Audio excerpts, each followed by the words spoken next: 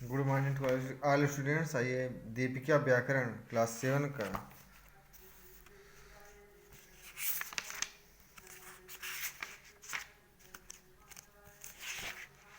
शब्द भंडार vocabulary lesson 5 को पढ़ते हैं।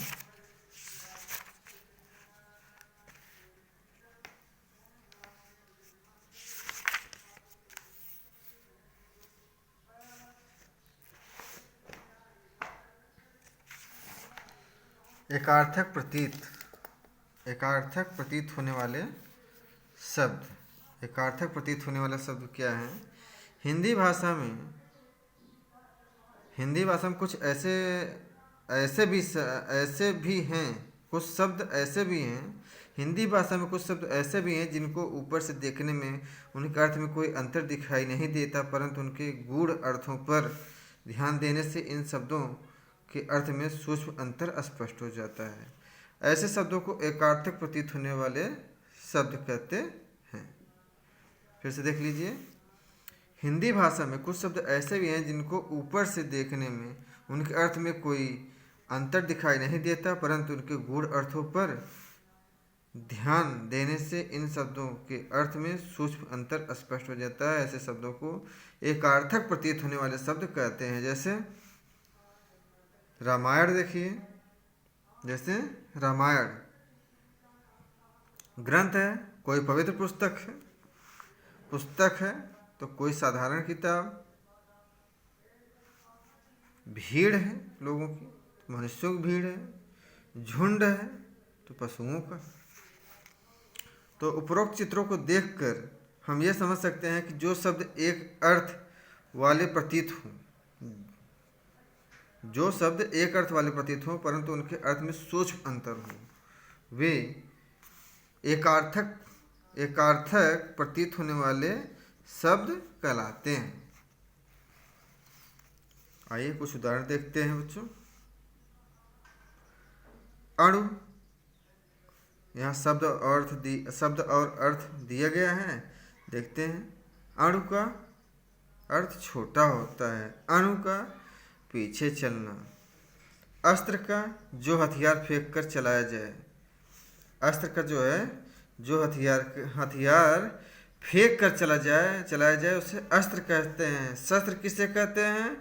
जो हथियार हाथ में पकड़कर चलाया जाए। अपराध, सामाजिक कानूनों का उल्लंघन। अपराध क्या है? सामाजिक कानूनों का उल्लंघन। और पाप क्या होता है? धार्मिक और नैतिक नियमों का उल्लंघन।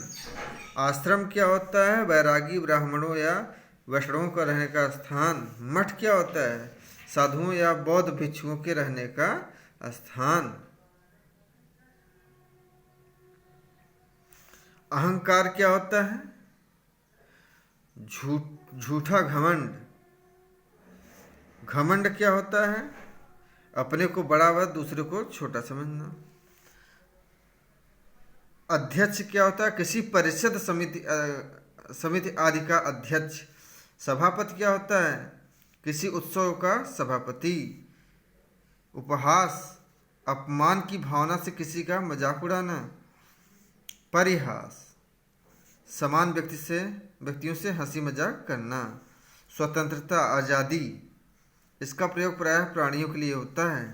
स्वाधीनता, आज़ादी, इसका प्रयोग देश या राष्ट्र के लिए होता है। परीक्षक, परीक्षा लेने वाला। निरीक्षक, देखभाल करने वाला। पत्नी, विवाहित स्त्री। पत्नी, विवाहित स्त्री। स्त्री, कोई भी स्त्री। अप्रसन्नता, नाराजगी, खिन्न, नाखुश। क्रोध, गुस्सा। आवेदन का अर्थ देखिए, नौकरी, अवकाश या किसी भी अन्य कार्य के लिए जाने वाली प्रार्थना के लिए की जाने वाली प्रार्थना। निवेदन क्या है? दूसरों के सामने नम्रतापूर्वक अपने विचार रखना। आमंत्रण क्या होता है? किसी अवसर पर सम्मिलित होने की प्रार्थना। निमंत्रण क्या होता है? भोजनादि के अवसर पर बुलाना। राजा, किसी राज्य का स्वामी। सम्राट, राजाओं का राजा। आविष्कार, किसी नई वस्तु का निर्माण करना। खोज, किसी छिपी वस्तु को ढूंढना। व्यय, साधारण खर्चा। अपव्यय, फिजूल खर्चा। अमूल्य, आइए देखते हैं यहाँ पर फिर से।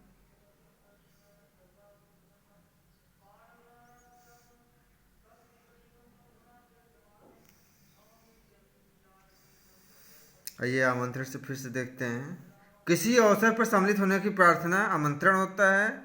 निमंत्रण क्या होता है? भोजनादि के अवसर पर बुलाना। राजा, किसी राज्य का स्वामी। सम्राट, राजाओं का राजा। आविष्कार, किसी नई वस्तु का निर्माण करना। खोज, किसी छिपी हुई वस्तु को ढूंढना। व्यय, साधारण खर्चा। अपव्यय, फिजूल खर्चा। अमूल्य, अनमोल, बहुमूल्य, बहुत कीमती। निर्बल, जिसमें बल ना हो। दुर्बल, जिसका बल कम हो गया हो। अवस्था, शरीर की स्थिति। आयु, जीवन काल। भ्रमण, घूमना। पर्यटन, दर्शनीय स्थानों की यात्रा। तो बच्चों, आज का क्लास यहीं पर समाप्त होता है। अगले क्लास में मिलते हैं, तब तक नमस्कार।